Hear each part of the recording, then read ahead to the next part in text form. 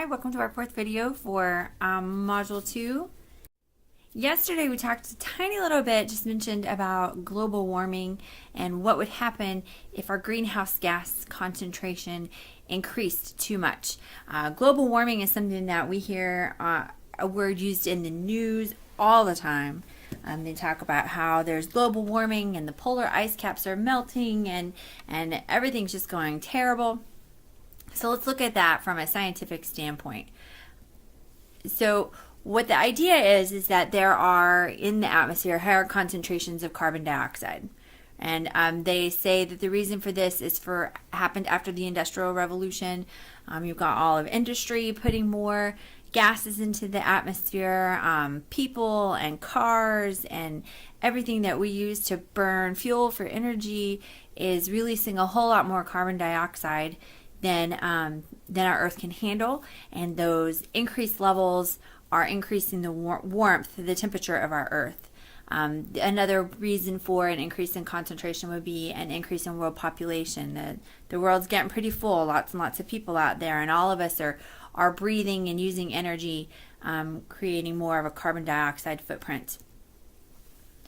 What we have found is that there might be a slight increase in carbon dioxide concentration, but it doesn't necessarily correspond with an increase in global temperature. The amount that they're expecting with the Industrial Revolution and increase in world population, they would expect there to be more of an increase in temperature based on how much carbon dioxide they say we're putting out there. I want you to think about what actually might happen if you were to increase your carbon dioxide besides just an increase in temperature. Well, what's something that requires carbon dioxide? What would happen? We should see much more plant and tree growth. All of those things are going to increase, and so as the plants and the trees increase in concentration as well, they're using up that carbon dioxide, putting in more oxygen. Kind of nullifies that whole idea. So it probably wouldn't really happen unless there were absolutely no greenery on the earth, which we would all die from that anyway. If you look at it, human activity is actually only responsible for about 3% of the carbon dioxide in the atmosphere. Yes, there is an increase in the carbon dioxide, but human activity isn't completely responsible for it at all. There's a very, very tiny amount of it that is actually human issue, and we'll talk about that more in a chapter or two when we talk about everything that is out in the atmosphere and how it got there. So it's not 100% humans. So we're going to look at this. If we look at the data, they've been tracking the global temperature of the Earth with satellites for quite a number of years, and all of the data indicates that the Earth is not significantly warming. However, if you go and you look up a chart of the data of satellite of global warming, what they're going to do is they're going to show you one that's a little misleading. So if the news media says that global warming is something that's happening, and there are some scientists who say that it's happening, if you really look it up, most of the time, most of your environmental scientists aren't talking about global warming anymore. It's not really the catchphrase they're using. They use more of climate change, which is kind of silly because that's what climate does. It changes. So why does the media claim that there's global warming? There's a couple of reasons. One would be ignorance. When they go in and they talk about it, it's not something that they have a background in, and they're using terminology that is that they've been told. They don't really know what they're talking about, so ignorance would be one reason.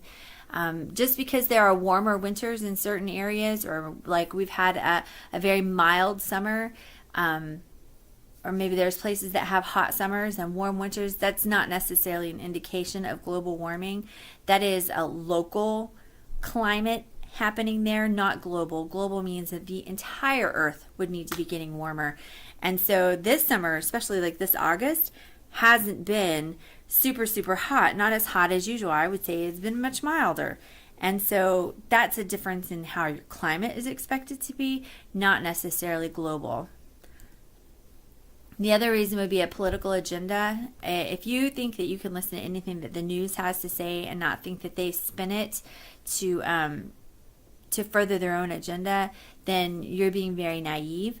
everything that the news has to say, they spin it so that they get what they want out of it. And most of the time, that is a political agenda. They're getting what they want out of politics. Politicians will spin it so that they are getting money and funding for things.